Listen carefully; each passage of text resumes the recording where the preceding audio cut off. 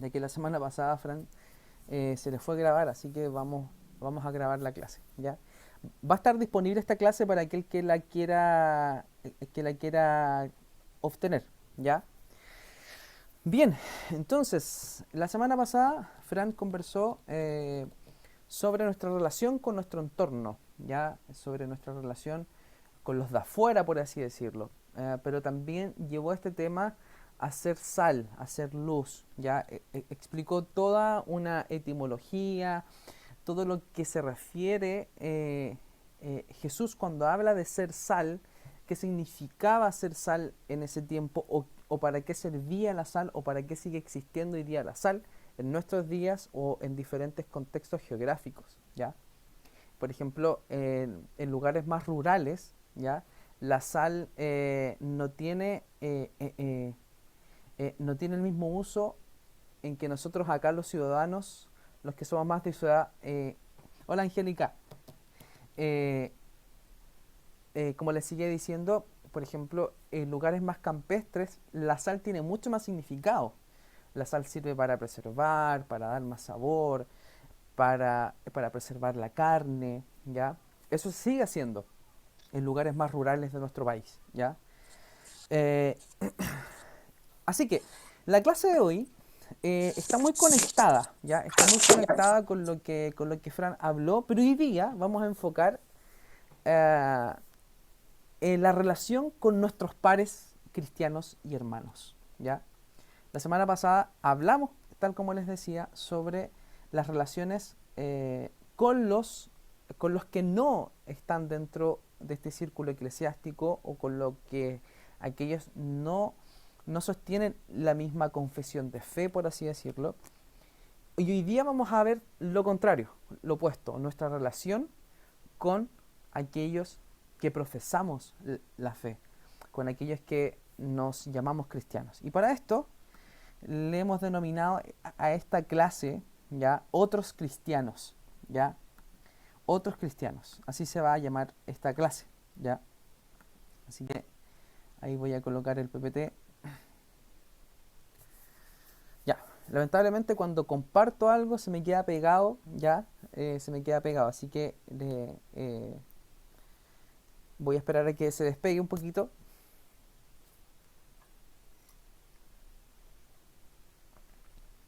En el computador de Fran no pasa esto, en el mío sí. Ahí sí.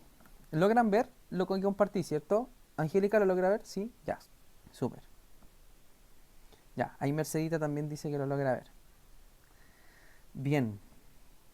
Entonces, otros cristianos. Y el subtítulo es Vida en comunidad.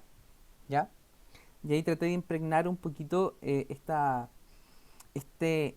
arte de vida en comunidad que hay de fondo del título, que es un afiche representando a la vida en comunidad en Latinoamérica, ¿ya? En la iglesia en Latinoamérica, ¿ya? Por eso atrás tenemos a un Jesús cercano a la gente, personas que tienen costumbres indígenas también, personas también que son más de nuestro Latinoamérica también, ¿ya? Quise impregnar algo más cercano a nuestro contexto, ¿ya?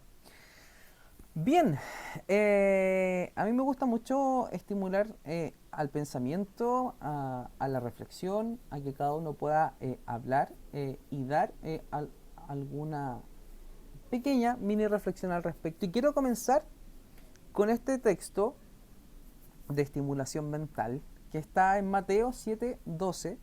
¿Ya? Es súper importante que los que puedan tener Biblia en esta instancia la ocupemos a full, ¿ya? La ocupemos mucho. ¿Ok? Um, Así que los que puedan buscan Mateo 7:12. Um, y esta está en la traducción NDV, ¿ya? Nueva Biblia Viva. ¿Qué dice esta versión o qué dice este capítulo que se encuentra en el primer evangelio del Nuevo Testamento? Dice, haz a otros todo lo que quieras que te hagan a ti. En esto se resumen las enseñanzas de la ley y de los profetas. Lo leemos de nuevo. haz a otros todo lo que quieras que te hagan a ti, ¿ya? En esto se resumen las enseñanzas de la ley y de los profetas. Este es un texto muy parecido a otro texto que está en Mateos, que también está en Lucas, que es ama al Señor tu Dios con toda tu mente, con toda tu alma, con todo tu espíritu, en resumen, con todo tu ser, y a tu prójimo como a ti mismo. Haz esto y vivirás, dice el Señor Jesús se lo dice a Nicodemo, a un maestro de la ley judaica. Y le dice, estos mandamientos se resume la ley. Pero acá en Mateo hay otro texto que es muy parecido, pero aquí dice, haz otro todo lo que quieras que te hagan a ti. En todo se resume. En esto se resumen las enseñanzas de la ley y de los profetas. ¿Alguna reflexión, algún comentario sobre este texto?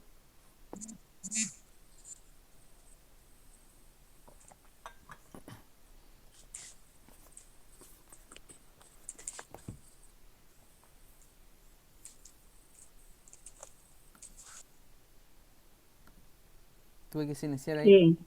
Sí, Sí, ahí, sí, ya. Angélica, ahí sí. Mira, yo creo que hay un dicho que dice, no hagas a los demás lo que no quieres que te hagan a ti, que es al revés de esto. Claro, Yo creo que si yo quiero que a mí me amen, si yo quiero que me demuestren afecto, respeto y cariño, yo debo hacer exactamente lo mismo para que me traten de esa manera. claro. A eso pienso que a eso se refieren, que yo comparta con los demás para que compartan conmigo, que me respeten a mí para ser respetada. Eh, Creo que a eso, en eso va, pues si yo trato bien al resto, el resto me va a tratar bien a mí también. Creo que Súper. en eso se basa, ¿cierto? Sí, bueno, lo que dice Angélica, yo lo tomo como que siempre tenemos que tomar la iniciativa nosotros, ¿no? Exacto. Súper. Bueno, eso es, así es. Nosotros tenemos que tomar la iniciativa. Y creo que el dicho que dice Angélica tiene mucho que ver con el texto bíblico que aparece acá, ¿ya? Haz a otros todo lo que quieras que te hagan a ti, ¿ya?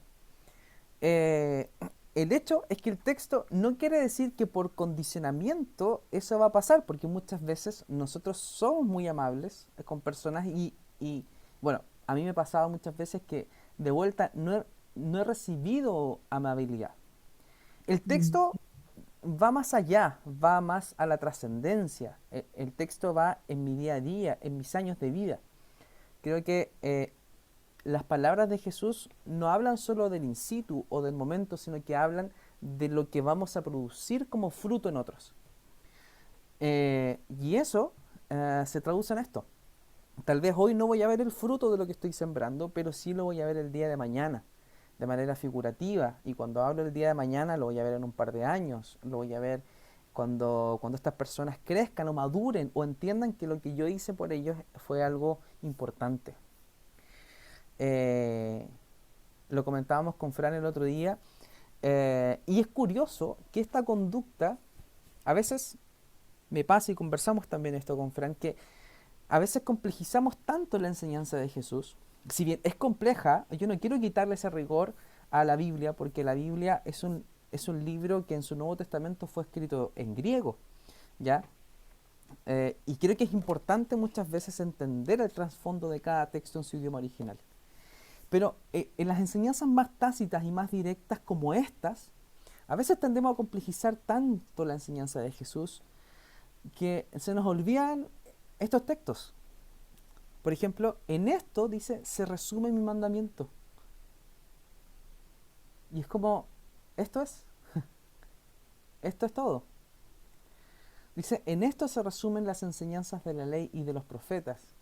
Si nos recordamos en los 10 mandamientos, por ejemplo, no matarás, no desearás a las mujeres de tu prójimo y viceversa, ahora contextualizando en nuestros tiempos, no robarás, no adorarás a falsos dioses, y ahí pueden tal vez ir escribiendo los otros mandamientos de los cuales ustedes se acuerdan del Antiguo Testamento. Cada uno de esos mandamientos y cada uno de las reglas que Jehová en el Antiguo Testamento les coloca al pueblo de Israel se resumía en esto, en vivir conforme a la preocupación del uno y del otro, en vivir conforme a amar a Dios, en amar sus mandamientos, en amar sus preceptos, que consideran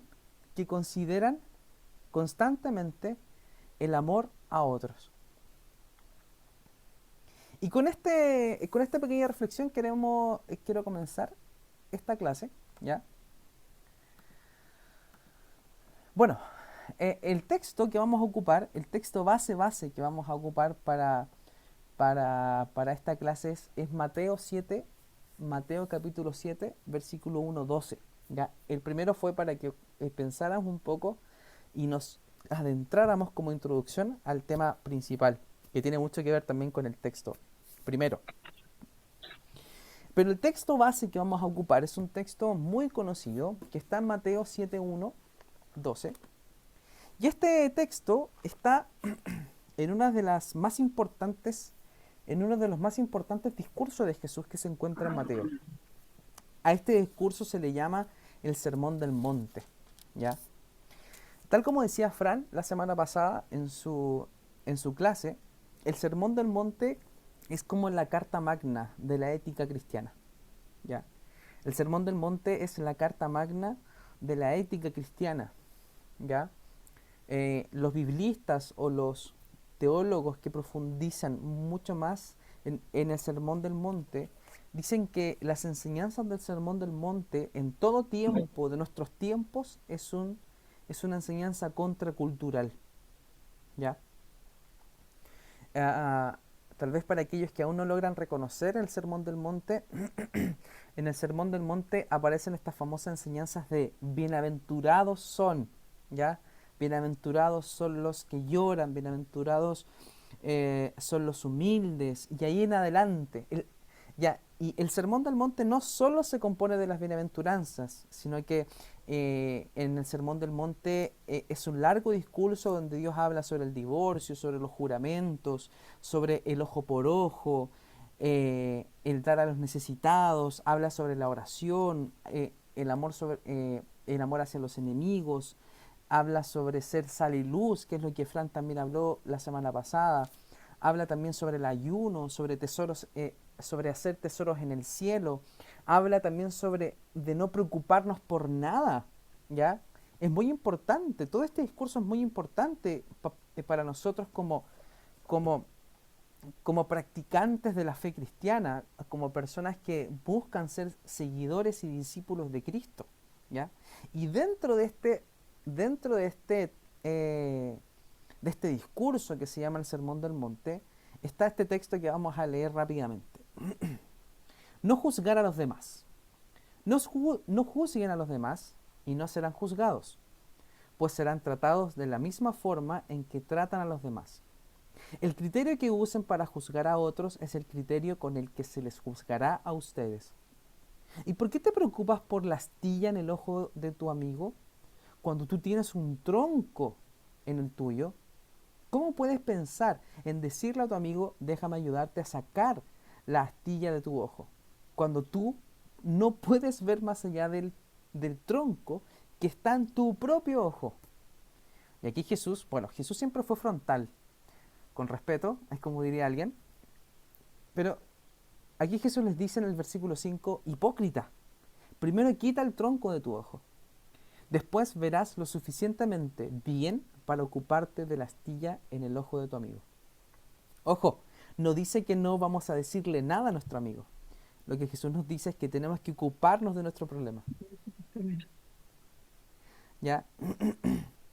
No desperdicien lo que es santo en gente que no es santa. No arrojen sus perlas a los cerdos. Pisotearán las perlas y luego se darán vuelta y los atacarán. Esa parte no la veremos hoy día, ¿ya? Porque eso tiene que ver más con lo que vio Fran la semana pasada, ¿ya? Y luego al final dice, sigue pidiendo y recibirás lo que pides. Sigue buscando y encontrarás. Sigue llamando y la puerta se te abrirá. Pues todo el que pide, recibe, todo el que busca, encuentra, todo el que llama, se le abrirá la puerta. Ustedes, los que son padres, si sus hijos les piden un pedazo de pan, ¿acaso les dan una piedra en su lugar? O si les piden un pescado, ¿les darán una serpiente? Claro que no.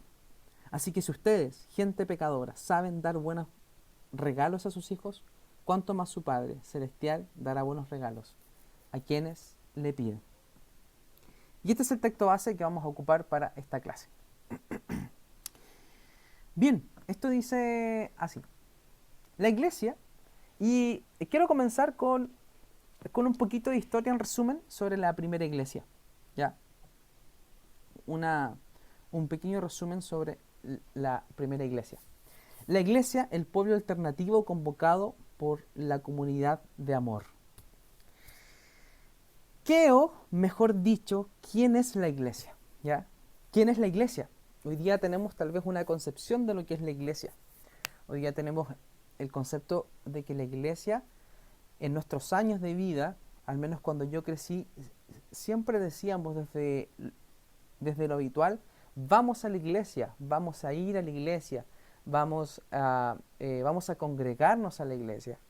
Y, y dentro de nuestros contextos eclesiásticos también, para aquellos que no tienen historia de iglesia y para que se habitúen más en lo que estamos diciendo, habían discursos apologistas o en defensa de congregarse en estos templos, en estas iglesias grandes, donde muchas veces se colocaba un concepto o una sensación de pulcro en lo que estaba dentro de este lugar que llamábamos iglesia. Por ejemplo, lo que estaba delante era el púlpito, ya en lo que estaba en ese sector los niños no podían subir muchas veces. Estoy hablando hace muchos años atrás. Y se le daba un valor importante a esto que llamábamos iglesia. Pero ¿qué es la iglesia? ¿Qué es realmente la iglesia? Bueno, a lo largo de la historia, en diversos contextos, esta pregunta ha recibido respuestas tipo conceptuales y de expresiones muy diversas, ¿ya? Todas estas descansan en una comprensión teológica también. La teología es un estudio, es una ciencia que estudia a Dios, que trata de traer a Dios de manera razonable también, ¿ya? Bueno, la teología tiene una rama que trata de explicar este movimiento eclesiástico que se llama la eclesiología, ¿ya? Y que trata de explicarnos de qué trata la iglesia, de lo que es la iglesia, ¿ya? De qué se compone la iglesia, ¿ya? Eso es la eclesiología. Bueno, todas ellas descansan en comprensiones teológicas acerca de la naturaleza de Dios, de la humanidad y de la relación entre ellos. Esta y la siguiente sección exploraremos esta comprensión. La iglesia tiene que ver con Dios, la iglesia tiene que ver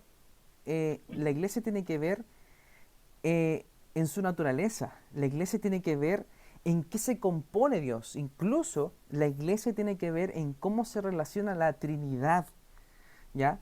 Y ustedes dirán, ¿qué tiene que ver la Trinidad? Bueno, la comunidad, la comunión del Padre, del Hijo y del Espíritu Santo, que son una persona, es representada en la comunión o debiese ser representada en la comunión de la iglesia. La palabra iglesia, yendo ya a la palabra desde lo etimológico, ¿qué quiere decir? La palabra iglesia es traducción del griego eclesia, ¿ya? Término que en el contexto greco-romano ya no era de uso religioso, ojo con esto, sino que la palabra eclesia se le entregaba o se refería no a un lugar, ¿ya? Y no a una estructura institucional, sino más bien a una asamblea de ciudadanos y de personas convocadas a salir de sus casas, ¿ya? Y a reunirse a lugares públicos, no sé, para tratar temas políticos, temas sociales, temas también que convenían a temas sociales, a necesidades, a hacer vida en común. Es decir, temas de interés entre ellos y que compartían entre ellos, ¿ya? Y esta era la eclesia, ¿ya? Bueno, cuando alrededor del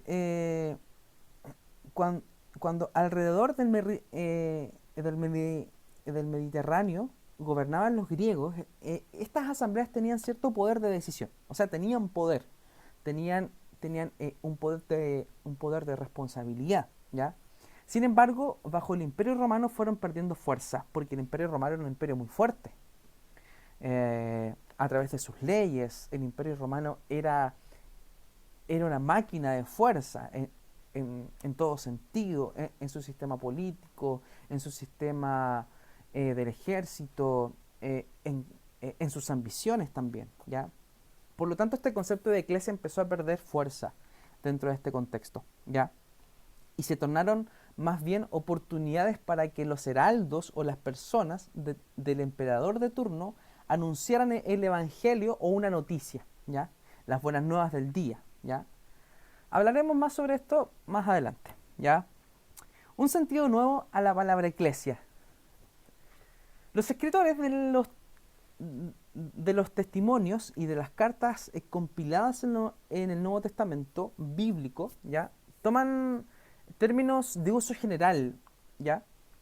Y aquí es donde el escritor bíblico, como Lucas, Pablo, como incluso Jesús, toman este concepto de eclesia y lo adoptan y lo traen a este ámbito de lo que se quiere hacer, ¿ya?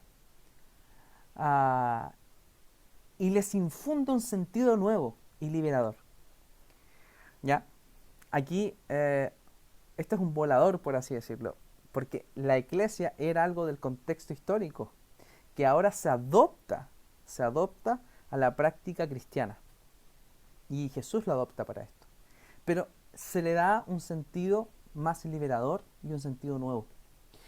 Ahora, consideremos, por ejemplo, cómo caracteriza Pedro en la comunidad constituida por las y los seguidores de Jesucristo, esparcidos alrededor del Asia Menor. Dice Pedro de este grupo de personas que se denominó iglesia: ustedes son linaje escogido, real sacerdocio, nación santa, pueblo que pertenece a Dios, para que proclamen las obras maravillosas de aquel que nos llamó de las tinieblas a su luz admirable. Ustedes antes ni siquiera eran pueblo, pero ahora son pueblos de Dios.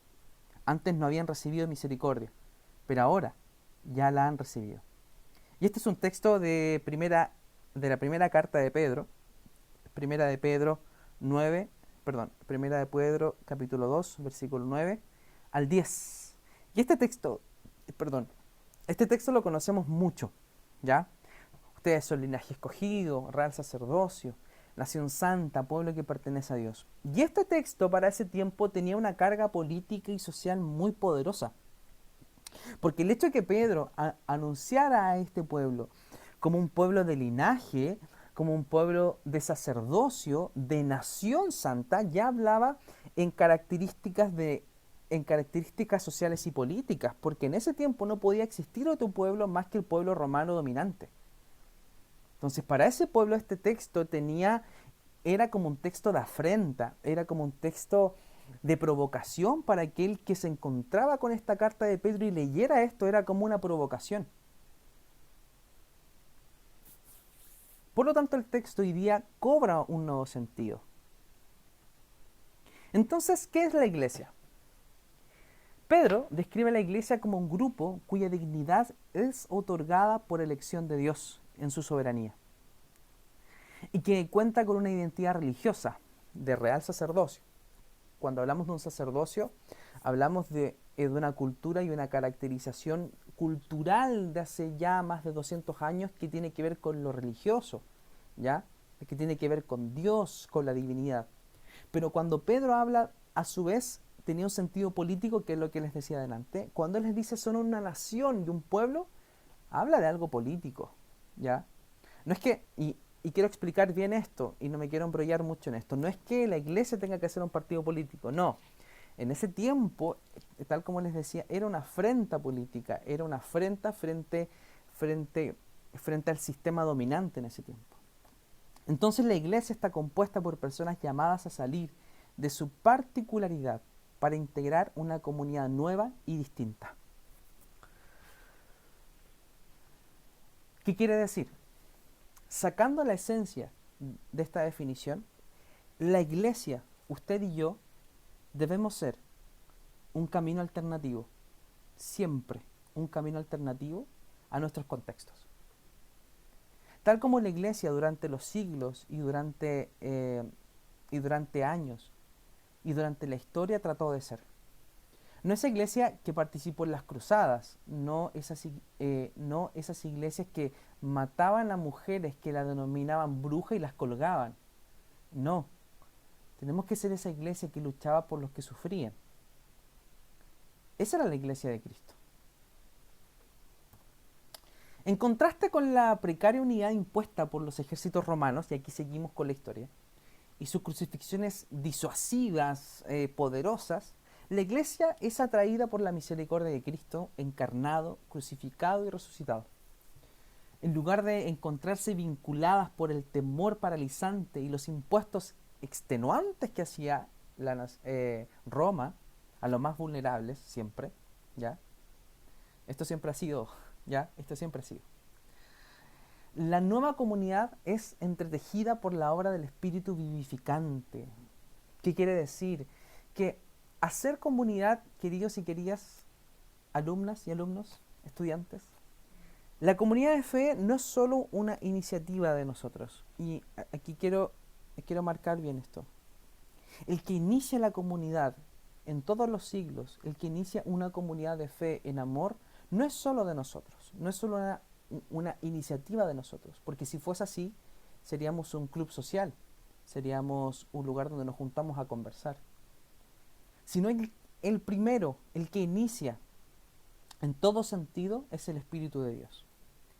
Es el Espíritu vivificante, quien tiende puentes entre diferentes dialécticas, lingüísticas, étnicas, sociales, para que seamos un pueblo delante de Dios. ¿Qué quiere decir? Que el elitismo no tiene que existir en la iglesia. Que la división social no debe existir en la iglesia. Tenemos la referencia de la iglesia de Filipenses, donde la que lideraba esa iglesia era una mujer llamada Lidia, una comerciante con alto rango social. Otros que le seguían era un campesino, quien estaba segundo en el liderazgo. Y eran personas de diferentes estratos sociales. Por lo tanto, la iglesia en esencia es aquella que crea puentes entre las diferentes etnias, diferencias sociales, lingüísticas, para que sean un solo pueblo. ¿Alguna duda a esta hora? ¿Alguna pregunta? ¿Alguna apreciación?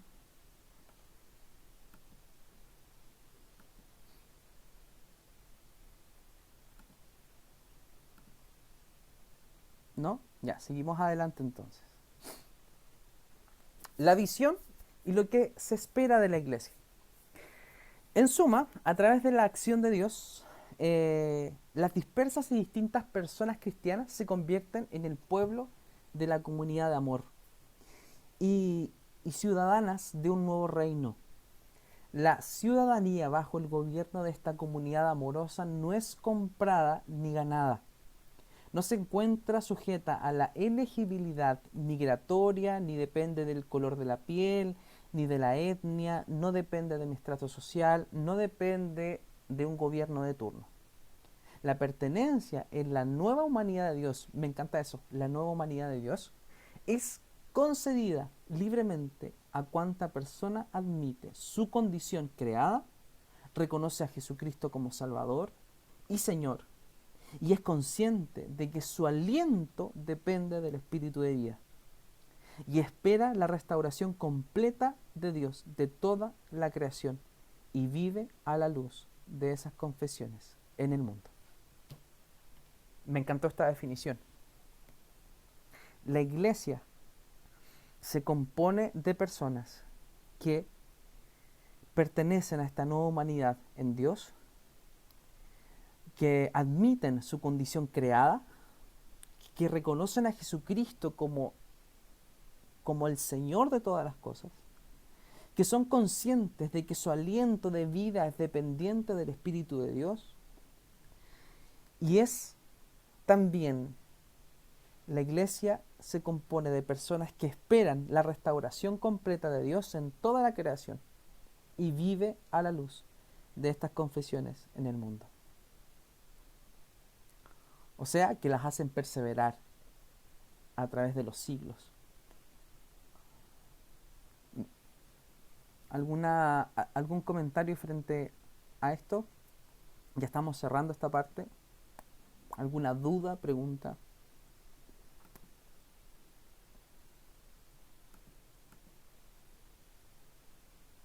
Bien, seguimos.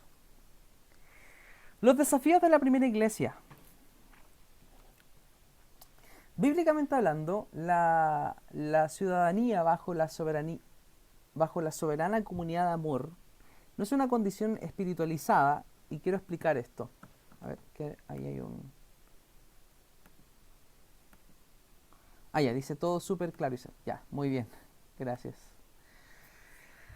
A ver, ¿qué quiere decir que esta, eh, que esta iglesia o que esta comunidad de fe no es solo en una condición espiritualizada o ultramundana o ultra imaginada, sino una pertenencia concreta que toma un cuerpo en la iglesia? Esa comunidad es de carne y hueso, es retratada realistamente en el Nuevo Testamento por personas que se reúnen, por personas que se juntan. En los Hechos vemos personas que vendían sus cosas para poder darle a las personas más necesitadas dentro de esa misma comunidad. A medida que creció y se extendió geográficamente, ¿ya? La iglesia primitiva enfrentó diferentes desafíos. Desavenencias culturales, avaricia humana, como los impuestos del Imperio Romano, ah, como, como los desplantes de la nación griega en cuanto a la razón, disputas de poder, persecuciones extremas y matanzas. A su vez, fue aprendiendo a negociar sus diferencias y a nutrir una perseverancia esperanzadora al cantar su fe, intercambiar cartas y vincularse mediante viajes y visitas mutuas. ¿Qué quiere decir? Que la iglesia también de alguna manera tuvo que abrirse a, a elementos griegos también, a ciertas reflexiones imperantes dentro de estos tiempos, ¿ya? Pero no se dejaron seducir.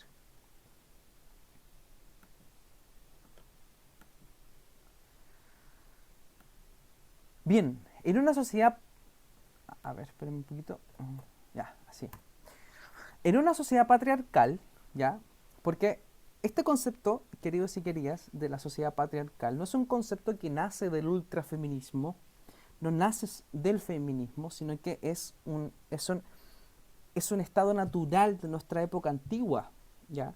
Es un estado natural, histórica también, ¿ya? En una sociedad patriarcal, los griegos eran muy patriarcales, ¿ya? Roma era una nación muy patriarcal en cuanto a lo masculino.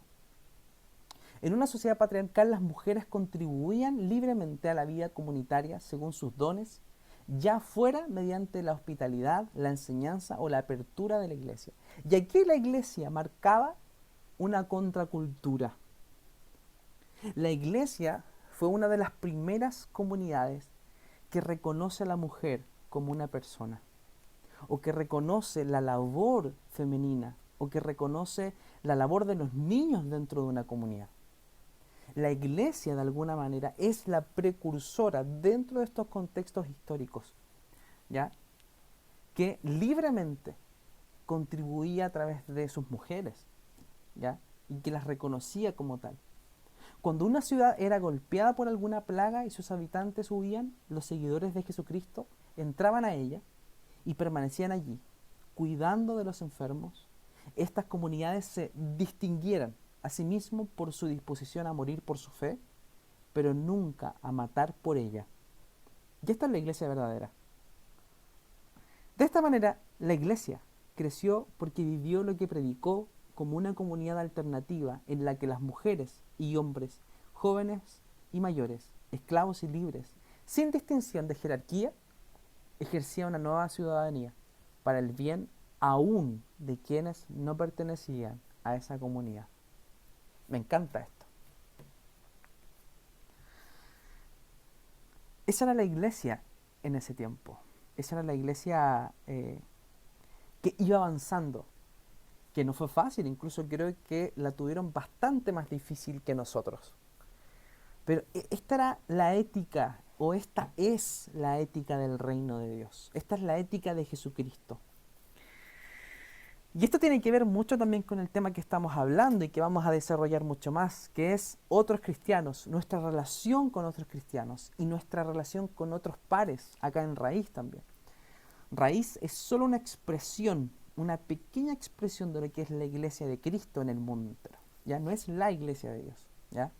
Raíz es una pequeña, es una ínfima expresión de lo que Dios hace, ¿ya?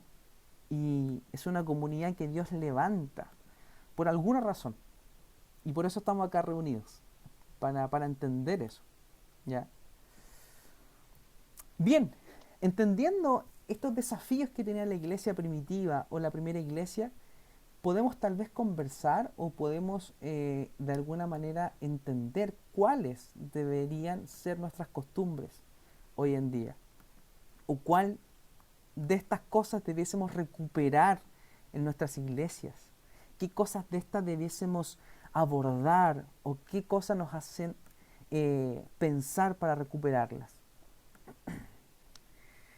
Bien, en el volvamos a Mateo 7, que fue el texto que leímos al principio, que estaba dentro del Sermón del Monte. Las relaciones del cristiano con sus hermanos y con su padre, y cómo fue diseñado el texto de Mateo. Esto también aquí necesito que me coloquen mucha atención. Si hay preguntas, recuerde levantar su mano virtual. Bueno, Mateo 7 consta de varios párrafos, aparentemente completos en sí mismos. Aquellos que tengan su Biblia, yo tengo acá la mía, si se dan cuenta o si están en el capítulo 7, van a ver que es un discurso completo, ¿ya? Desde el capítulo 5 al capítulo 7 al final, hasta llegar casi al 8. Desde el capítulo 5 al 7 es un discurso completo donde solo habla Jesús, ¿ya? Bueno, el escritor Mateo, ¿ya? Que coloca varios párrafos, ¿ya? Si bien la relación del uno con otro no es obvia muchas veces de estos párrafos, porque tampoco el capítulo como un todo sigue el anterior con una consecuencia clara del pensamiento. Se dice, los entendidos dicen que Mateo hizo como un collage o una colección de todos estos discursos y los pegó, ¿ya? Muchos comentaristas, por tanto, incluyen que originalmente estos son bloques de material y pertenecían a diferentes contextos. O sea, Mateo escucha a Jesús hablando en el monte, lo guarda y empieza a coleccionar. Ahora, Mateo escribe este libro muchos años después de la muerte de Jesús, ¿ya? Mateo, como bien saben, era el recaudador de impuestos, que deja esa práctica abusiva y se vuelve seguidor de Cristo, ¿ya? Y él es el que escribe este libro. Mateo mismo monta este texto y, y hace el recorte y como el montaje, ¿ya? Sin embargo, no es necesario llegar a esta conclusión. El hilo de enlace que corre a lo largo del capítulo, ¿ya?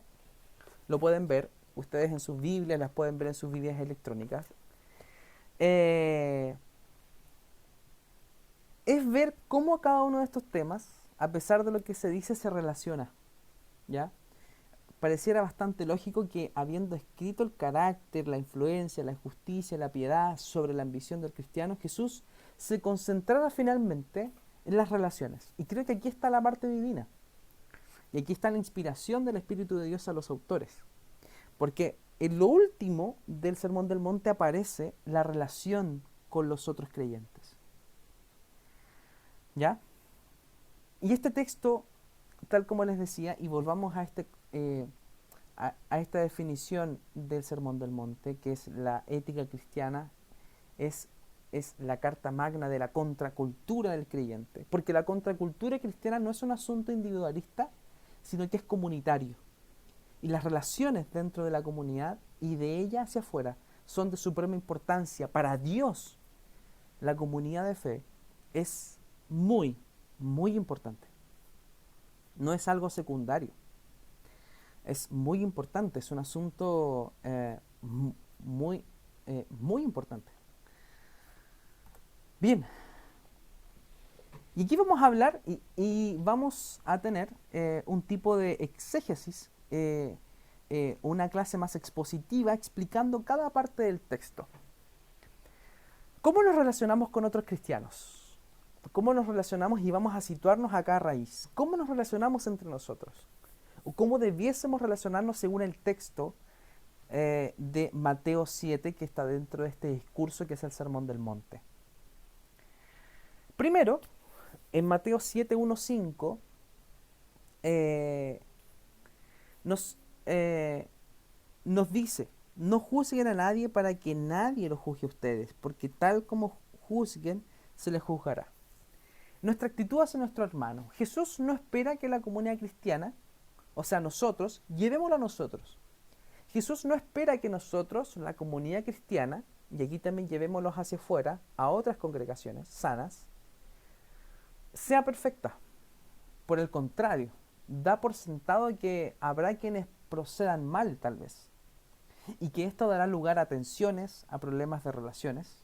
En particular, ¿cómo debería el cristiano conducirse con un hermano o con discípulo que se ha portado mal, por ejemplo?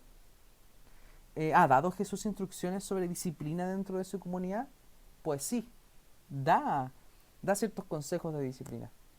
Él prohíbe dos opciones y luego recomienda una tercera, una vía mejor y más cristiana. ¿Ya? La primera forma de relacionarnos con nuestros hermanos la sacamos en el texto que acabamos de leer.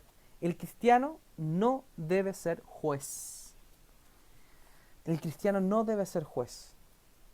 Y aquí vamos a estudiar un poquito el texto de qué es ser juez o qué es lo que quiere decir Jesús cuando dice no juzguen a nadie para que nadie los juzgue a ustedes, porque tal como juzgan se les juzgará y con la medida que midan a otros se les medirá a ustedes. Vamos a explicar un poquito este texto, ¿ya?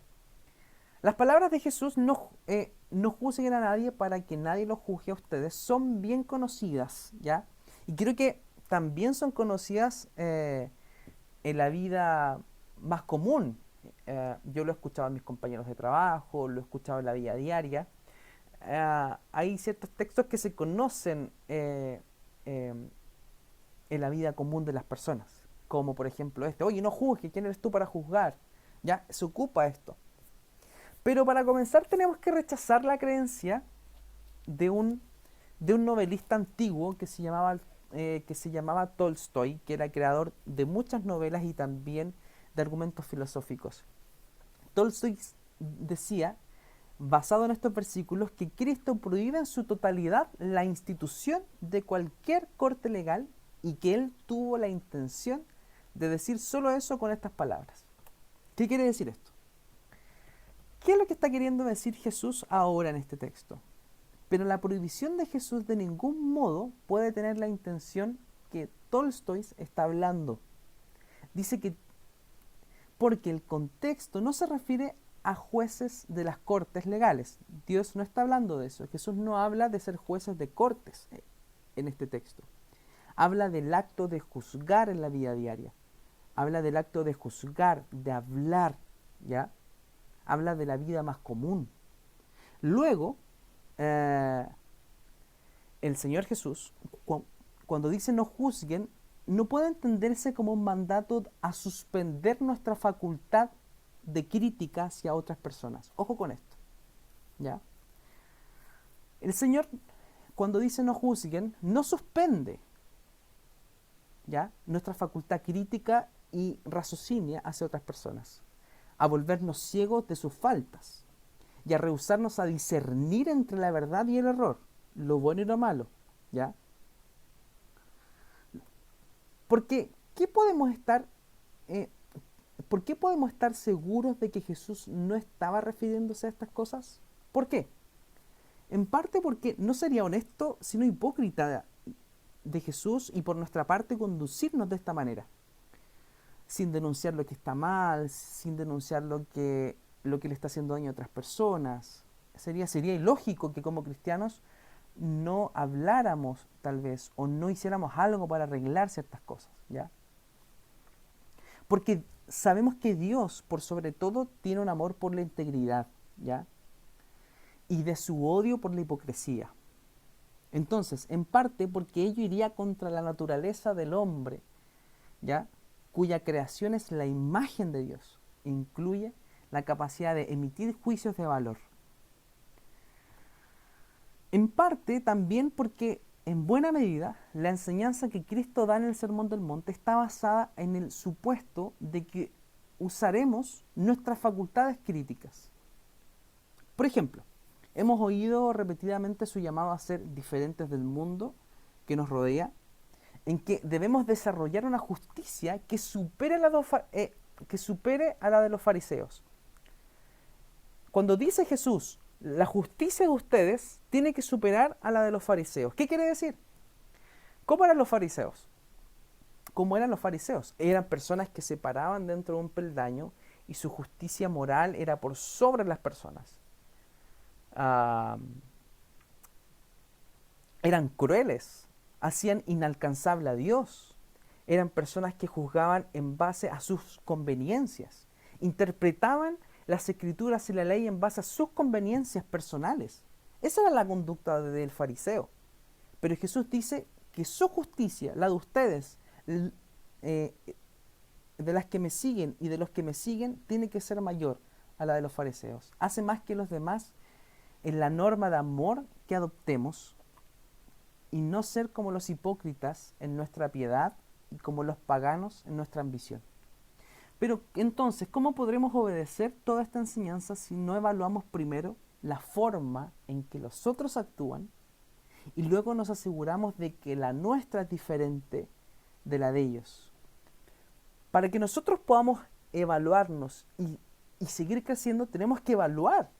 Tenemos que juzgar de buena manera cuál es la conducta que no es correcta para que nosotros podamos hacer la que es correcta.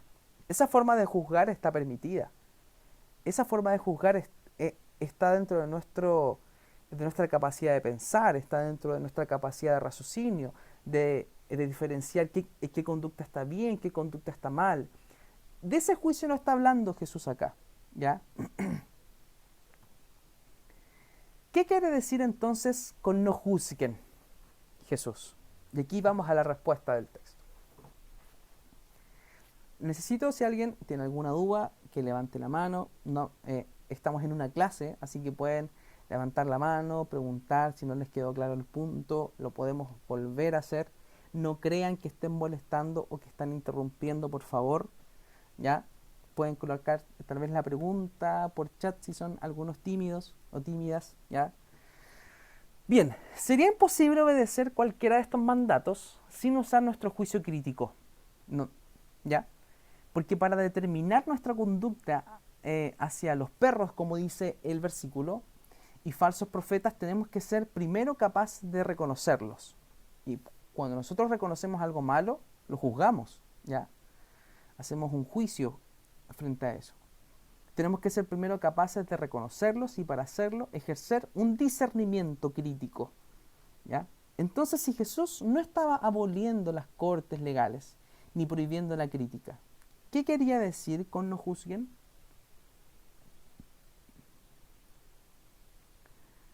Bien, lo que él prohibía era la inclinación a censurar a la otra persona. Este es el contexto del no juzguen. Lo que él prohibía en esta frase era la inclinación a censurar. Y es lo que hoy día nosotros como cristianos y creyentes es lo que no tenemos que hacer entre nosotros. Censurarnos a nosotros mismos. A no juzgarnos a nosotros mismos. El seguidor de Jesús es continuamente crítico en el sentido de que se usa sus facultades de discernimiento, de decir, sabes que esto me conviene, esto no me conviene. Ahí también juzgamos, ¿ya? Pero lo que está hablando acá Jesús es en un sentido de cancelación o de censurar a una persona. Juzgar es igual a censurar. Y este es lo que está diciendo Jesús acá cuando dice, no juzguen para que no sean juzgados. La inclinación a censurar es un pecado combinado que consta de varios ingredientes desagradables. No se refiere a la actitud de evaluar críticamente a la gente, eso ya lo tenemos claros, sino a la de juzgar con dureza. El crítico inclinado a censurar, y acá hay algunas características de este juzgador empedernido.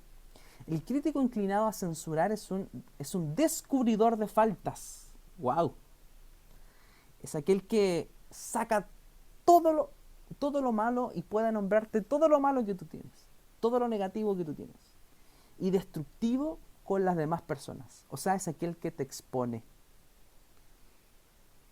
Y de esa manera te censura o te cancela. O nosotros en algún momento lo habremos hecho. Siempre tenemos que hablar también desde la autocrítica, ¿ya? El crítico o el que juzga o censura, ¿ya? Es un descubridor de faltas, es negativo, es destructivo con las demás personas, disfruta esforzándose activamente por buscar las fallas en otros, menos en las de él. Hace la peor interpretación posible de los motivos de los demás. Derrama agua helada sobre sus planes y es intolerante a sus errores. ¿Quiénes de aquí se han encontrado con personas así?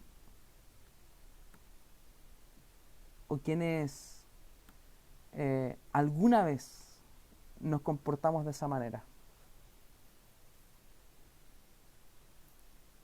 Pregunta para reflexión. Yo creo que, disculpa Isaac, yo creo Sí, dale. que en algún punto de nuestra vida, claro, como tú dices, todos nos encontramos en ambas situaciones.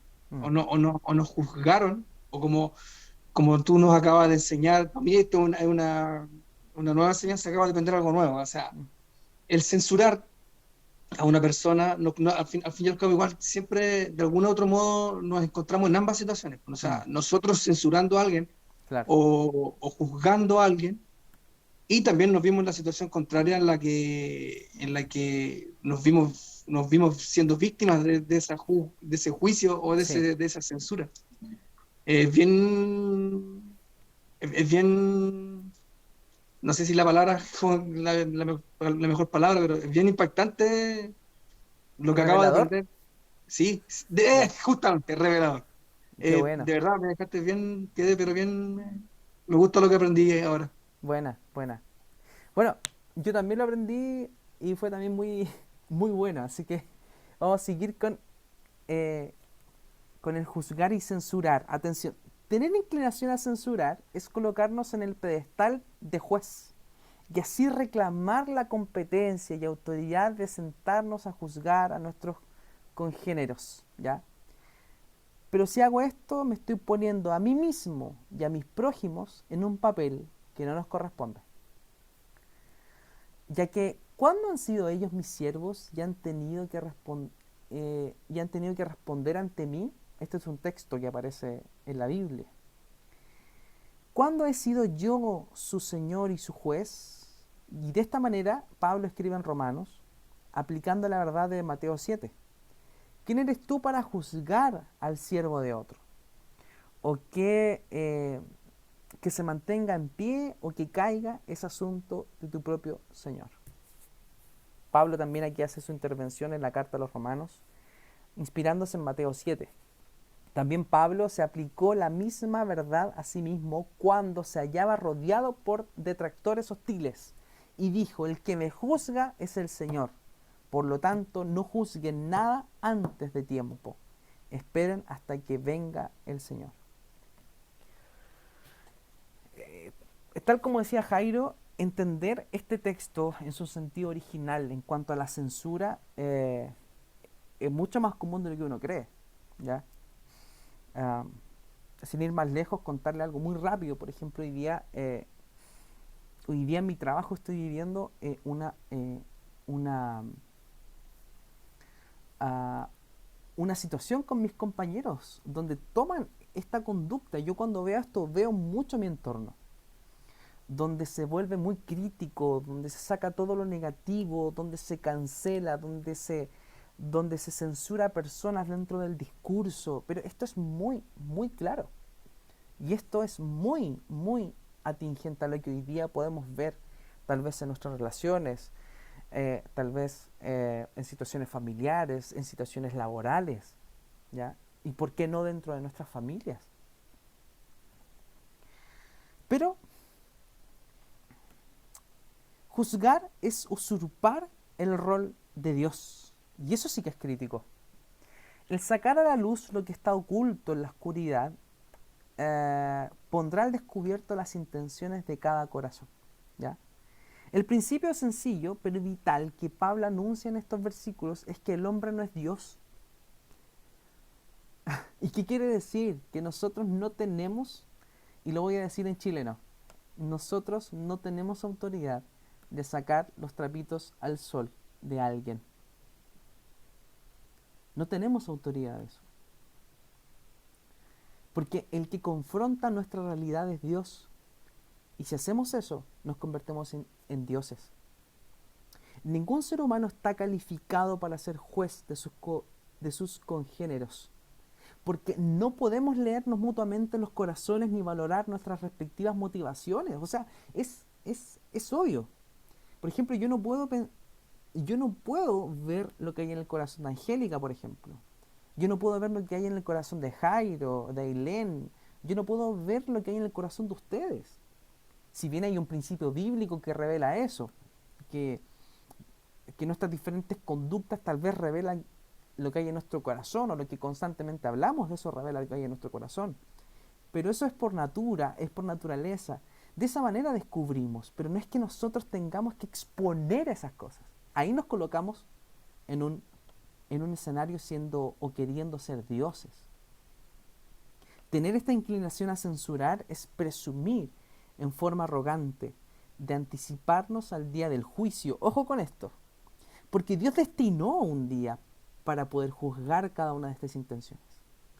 Y si nosotros nos anticipamos haciendo esto, estamos adelantando de manera consciente esto. Dios destinó en su soberanía qué día, qué fecha, qué evento va a ser ese día en que Él va a exponer nuestras vidas. Por eso, el que trata de hacer esto, trata de usurpar el rol de Dios. El primer valor que debemos considerar para tratarnos bien entre nosotros como creyentes es no ocupar el rol de Dios en nuestras relaciones. Es no ocupar el rol de Dios en nuestro día a día. Es amarnos tal cual somos. Es soportarnos. Es escucharnos. En estas últimas semanas he tenido la oportunidad de escuchar muchas críticas y cómo la crítica deshumaniza a un otro. Cómo la crítica deshumaniza el trasfondo. Cómo la crítica llega a tal punto que me olvido del que estoy hablando es una persona que tiene un hijo, que tiene una esposa, que también tiene problemas, que también trata de hacer mi pega tal cual como la quiero hacer yo. Es que la crítica, este tipo de crítica, porque en sí la crítica para sopesar qué es lo que me conviene y juzgar, esa no es mala. Es esa crítica que se quiere exponer, es esa crítica que quiere hacer daño, es esa crítica que no se quiere involucrar. Es horrible. Y de este juicio es el que está hablando Jesús acá. Es de este juicio que no tenemos que hacer. Es cuando Jesús dice, no juzguen a nadie. Y podríamos cambiar el nombre a eso. No expongan a nadie. No censuren a nadie. Para que nadie los censure a ustedes.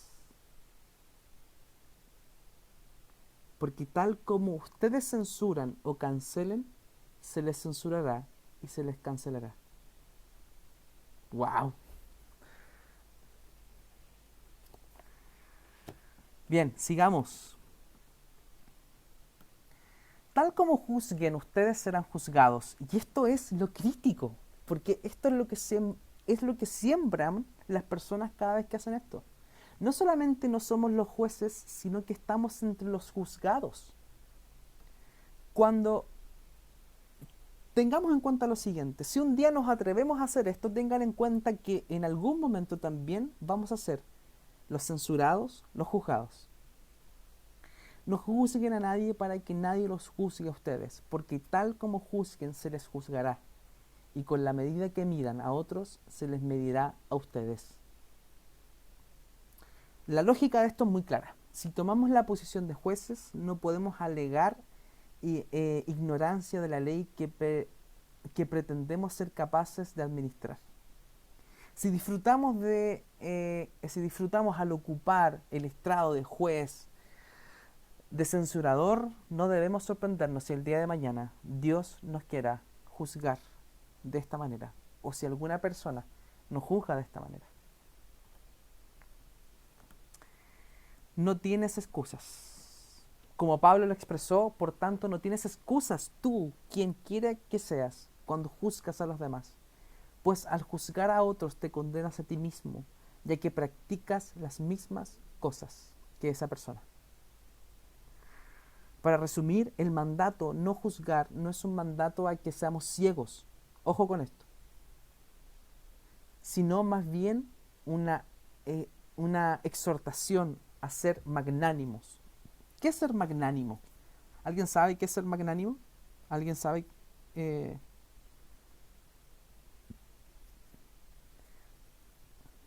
Si quieren, lo buscan rápido en Google. Sale en Google. A ver, busquen la palabra magnánimo.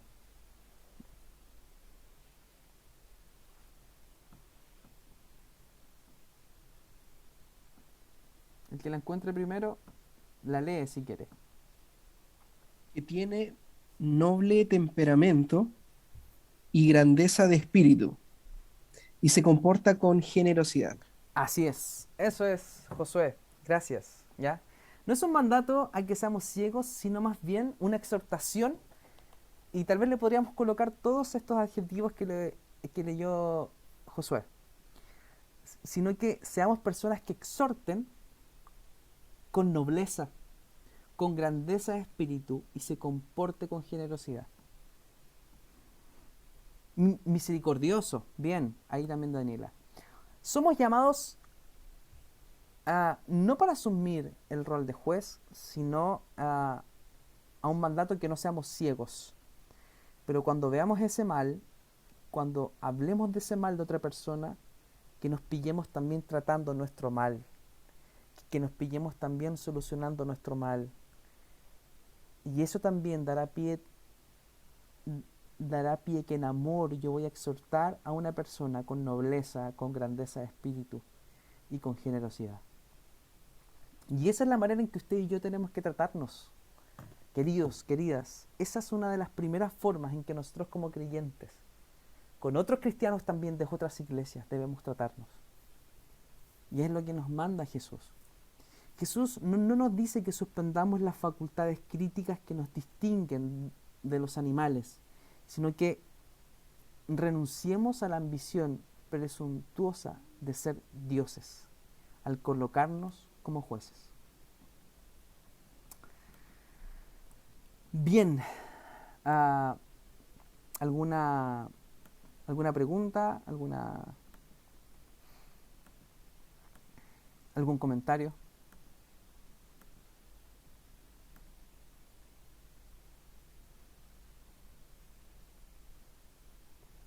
Bien, vamos con la segunda parte y final. ¿Sí? Tania, ¿quería hablar? Ya, Sí, Isaac, yo solamente para entender en mis propias palabras. sí, En otras palabras, juzgar sería razonar acerca de si la conducta de una persona, por ejemplo, es correcta o incorrecta. Si lo voy a hacer de una manera positiva, va a ser cuando yo, por ejemplo, no sé, vea un comportamiento que no lo crea adecuado, a mi entender, para no repetirlo. claro. Eso es una buena manera de juzgar. Exacto. O sea, como una crítica constructiva, pero que va a ser para mí, en mi pensamiento, y como dice usted, no podría yo exponerlo porque no sé de qué perspectiva esa otra persona está actuando de esa manera. Claro, así es. Esa es una mala manera de juzgar.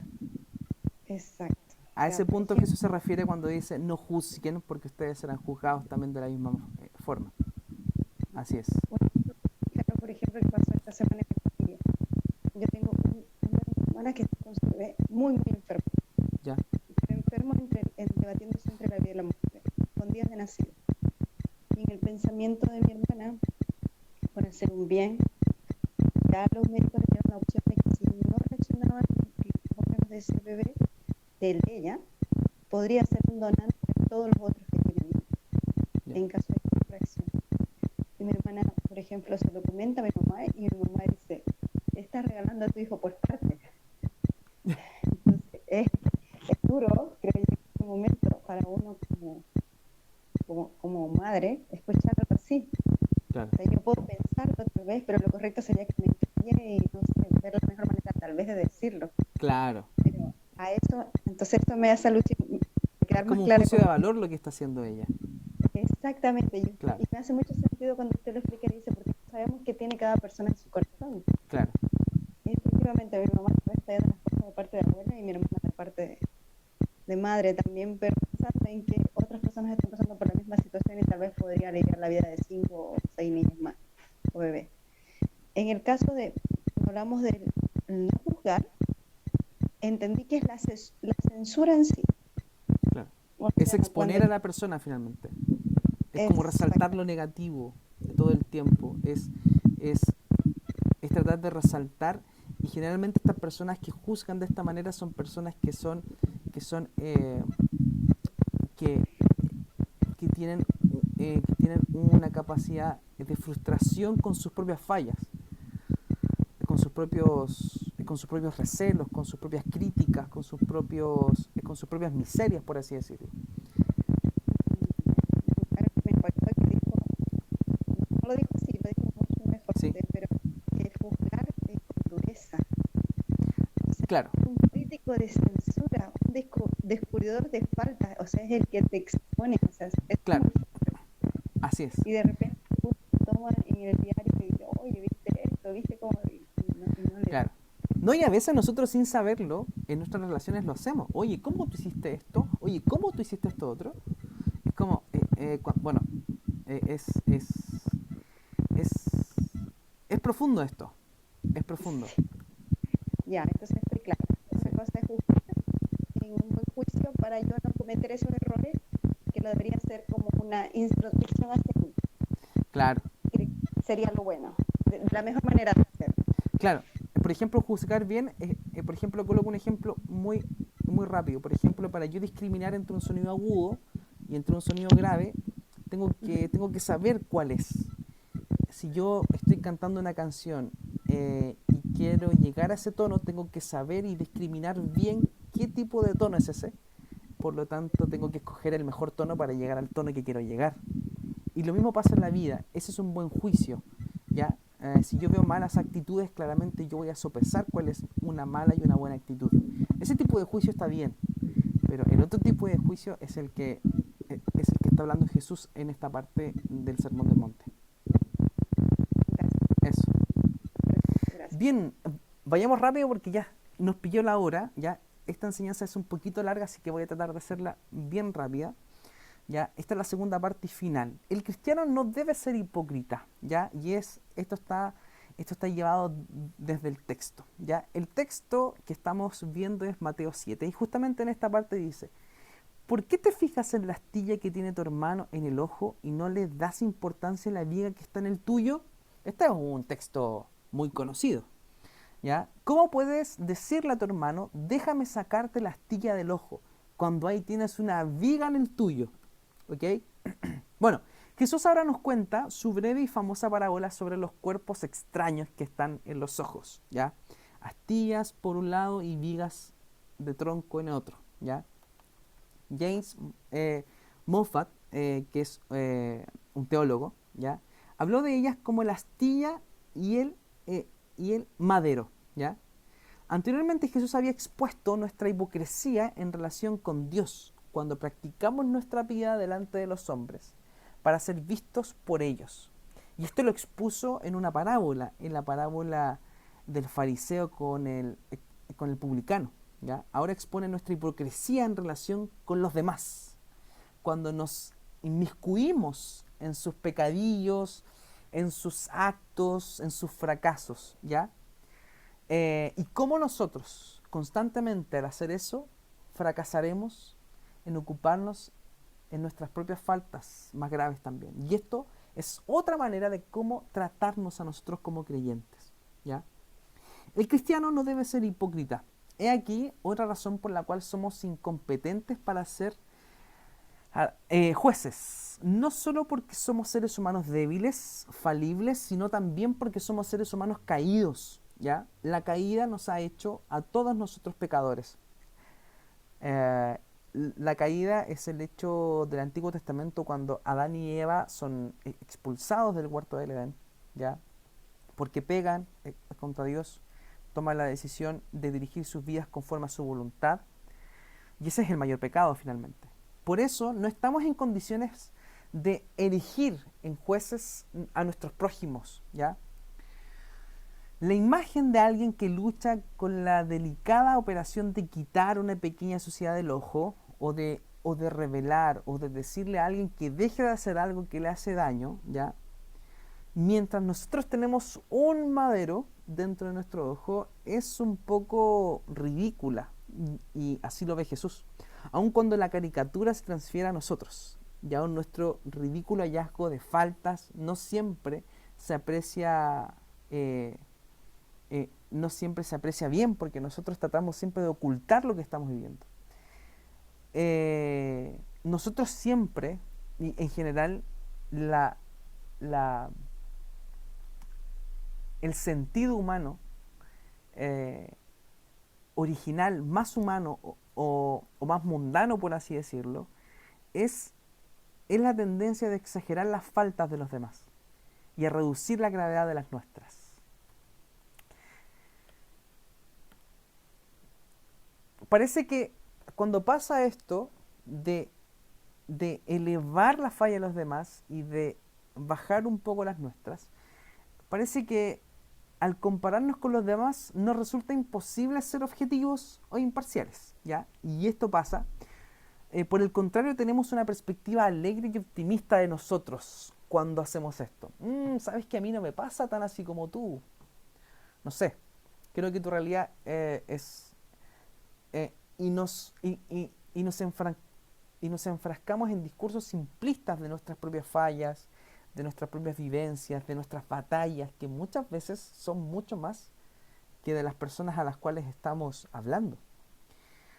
Por lo tanto, en realidad, lo que hacemos a menudo es ver en nosotros nuestras propias faltas y luego juzgarlas de manera vicaria, o sea, de manera muy imparcial. De esa manera, experimentamos el placer de la rectitud propia sin el dolor de la penitencia. O sea, sin que pase algo, de esta manera experimentamos el placer de la rectitud propia sin el dolor de la penitencia. O sea, no queremos pasar por situaciones traumáticas, no queremos pasar por situaciones que nos confronte nuestro mal, que nos revele realmente quiénes somos. No queremos pasar por situaciones que nos revele qué es lo que realmente tenemos en nuestro ojo, por así decirlo, ¿ya? Por eso se nos llama, o llamamos, o se les llama a otras personas hipócritas por estas actitudes.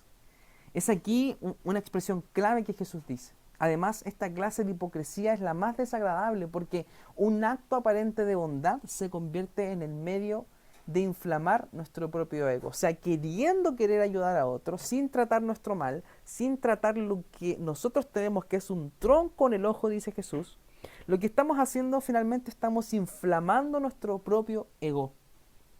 Sin querer exponer nuestra vida, sin querer exponer tal vez ni siquiera a personas cercanas qué batallas estamos viviendo, cuáles son los pecados que estamos teniendo, cuáles son las conductas que estamos teniendo. Entonces, al momento de criticar a otro, al momento de hablar de otro, sin considerar mis faltas, eso es inflamar nuestro ego, nuestro propio ego. La inclinación a censurar, que es lo que hablábamos delante, que juzgar es censurar, ¿ya? Escribe A.B. Bruce, que es un teólogo, es un vicio farisaico, o sea, querer arreglar la vida de los demás sin arreglar lo que pasa en nuestro interior y tener esta actitud de censura es un vicio que tenían los fariseos. De exaltarnos a nosotros mismos a costa de desacreditar a otros. Un medio muy barato para obtener una superioridad moral. Por lo tanto, el comentario de nuestro Señor en este texto de Mateo 7, ¿ya? Sobre esta perversidad, porque esto sí que es perverso, esto es pecado. A veces esto no lo consideramos, pero queridas y queridos, esto es pecado, ¿ya? A veces cuando nosotros hablamos de nuestras experiencias en las iglesias, nunca hablamos de lo que hicimos nosotros. Siempre hablamos de lo que nos hicieron. ¿Se han dado cuenta? Porque lo que hicimos nosotros no es tan importante, porque vale más lo que nos hicieron, ¿ya? Porque nunca hablamos de lo que hacemos. Y eso es importante considerar antes de nosotros siempre contar ciertas experiencias. Oye, evaluarme primero. Siempre tiene que estar la autocrítica primero, ¿ya?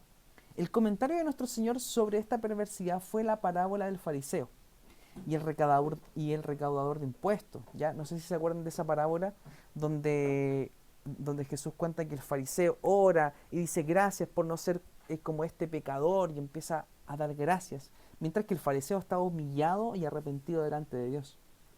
El fariseo hizo una comparación inexacta y también un poco odiosa, por así decirlo, exagerando a la vez su propia virtud de ser perfecto, de ser un hombre que alcanzaba a Dios con sus propios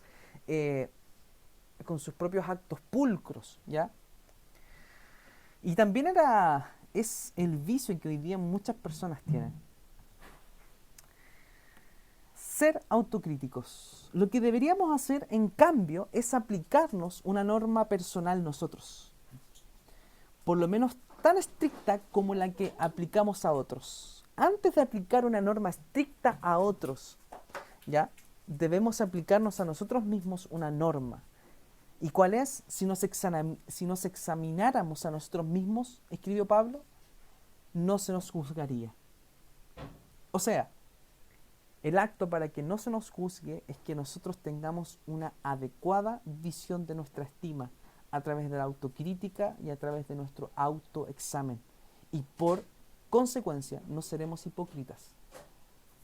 Y esta es otra manera de tratarnos como cristianos. Nuestra actitud como cristianos constantemente es primero ver nuestra condición, primero ver nuestra viga en nuestro ojo, primero ver lo que nosotros estamos viviendo, lo que nosotros hemos hecho o con lo que nosotros estamos lidiando internamente.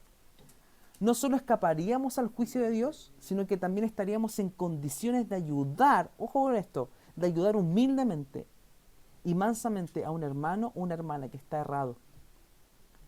Habiendo primero sacado la viga o trabajando en sacar nuestra viga, veremos claramente para quitar la astilla del ojo del hermano. Y que esto no nos haría hipócritas. ¿Alguna duda con respecto a esto? ¿Alguna pregunta? ¿Algún comentario?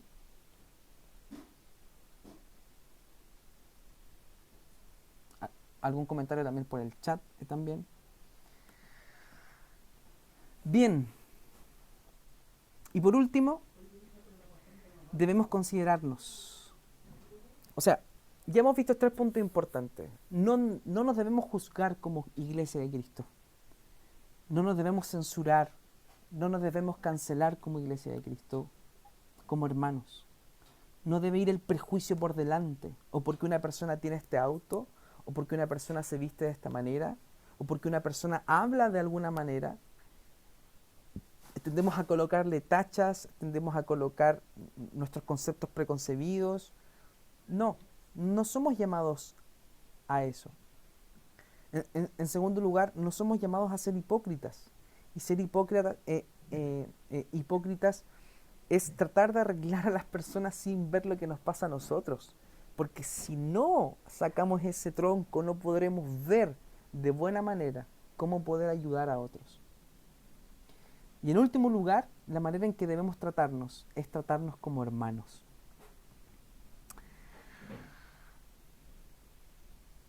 Y aquí seguimos con la última parte del texto. Saca primero la viga de tu propio ojo y entonces verás con claridad para sacar la astilla del ojo de tu hermano.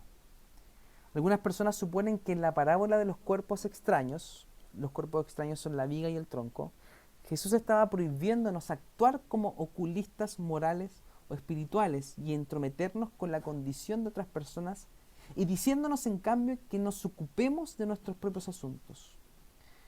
Y esto esto en general no es lo que dice. El hecho de que se nos prohíba la inclinación a la censura y a la hipocresía no nos exime de la responsabilidad fraternal. Ojo con esto. También hay otro extremo. No, es que tú no me puedes juzgar. No, es que tú no me puedes decir esto. Ese es otro extremo. Porque el texto resoluciona de esta manera. Saca primero la viga de tu propio ojo y entonces verás con claridad para sacar la astilla del ojo de tu hermano. La hipocresía no nos exime de la responsabilidad fraternal, sino debe estimular nuestro cambio para también exhortar a nuestro hermano y hermana. Por el contrario, Jesús iba a enseñar más tarde que si nuestro hermano peca contra nosotros, nuestro primer deber es ve a solas con él y hazle ver su falta. La misma obligación se nos exige aquí a nosotros, como hermanos y hermanas en Cristo. Sin duda, en ciertas circunstancias se nos prohíbe interferir. Esto es cuando existe un cuerpo extraño en nuestro propio ojo, ojo con esto, que aún no hemos quitado. Pero en otras circunstancias Jesús realmente ordena reprender y corregir a nuestro hermano. Una vez que nos hayamos ocupado del problema nuestro, veremos claramente para ocuparnos del otro.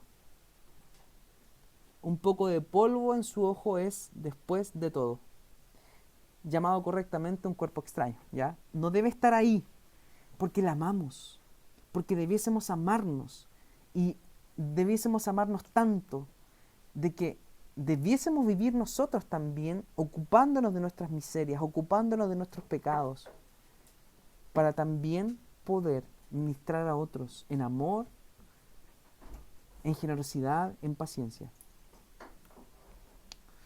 Nuestro deber cristiano entonces no es presentar atención a la astilla que está en el ojo de nuestro hermano, mientras al mismo tiempo no le damos importancia a la viga que está en el nuestro.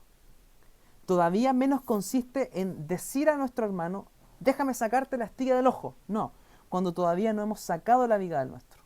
Lo que se nos manda es quitar primero la viga de nuestro ojo y entonces con claridad de visión resultante podremos sacar la astilla del ojo de nuestro hermano y hermana. De nuevo, es evidente que Jesús no condena la crítica como tal, sino más bien la crítica de otros cuando no ejercemos una crítica similar de nosotros mismos. O sea, empatía, queridos y queridas. Empatía. Realidad, tener una visión real de lo que somos. No prohíbe la corrección como tal, sino más bien la corrección que otros cuando no nos hemos corregido primero a nosotros mismos. La norma de Jesús para las relaciones en la contracultura cristiana, y con esto termino, es elevada y es sana. En todas nuestras actitudes y conducta hacia otros no debemos actuar ni como jueces ni como hipócritas, sino como hermanos, cuidando de otros a tal punto que primero nos culpamos y nos corregimos a nosotros mismos y luego buscamos ser constructivos en la ayuda hacia los demás.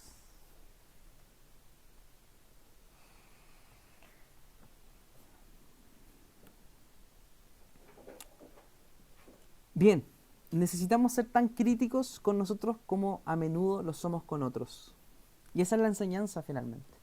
Y de esta manera nosotros debemos relacionarnos como hermanos en Cristo. Y tan magnánimos, ya ya sabemos lo que significa ser alguien generoso. Y tan magnánimos con otros como habitualmente lo somos con nosotros, entonces aplicaremos de antemano la regla de oro a la que Jesús nos lleva al versículo 12. ¿Y cuál es el versículo 12? Así que en todo traten ustedes a los demás tal y como quieren que ellos los traten a ustedes. De hecho, esto es la ley y los profetas. Muy bien, y esta ha sido la clase. Esto ha sido la clase.